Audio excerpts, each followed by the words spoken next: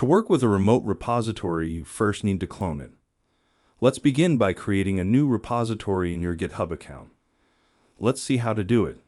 Log into your GitHub account. Click on the New button in the top right corner. Enter a name for your repository. For example, 3git remote. Choose the repository's visibility. You can make it public or private.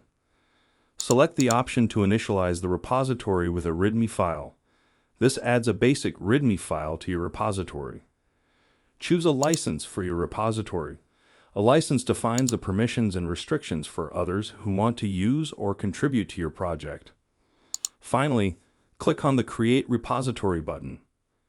Copy the SSH URL of the created repository. Now you can clone the repository using the command git clone in the CLI. Then navigate to the cloned repository.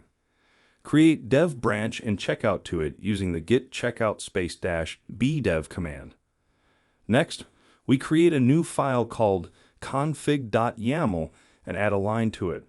For the example, we add a line repo:/project-1-git. And we check that the file has our changes. Now we can add and commit the changes to the local repository. Finally, we push our changes to the remote repository, named origin, in the dev branch using the git push origin dev command.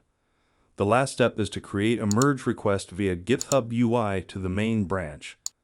The compare and pull request button will appear on the home page of the dev branch. Click on it. Leave all the necessary comments and descriptions, then click on the Create Pull Request button.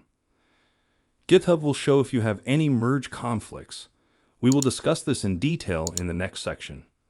Now we don't have conflicts, so we can easily merge a pull request. And finally, you can check that created config.yaml file is in the main branch.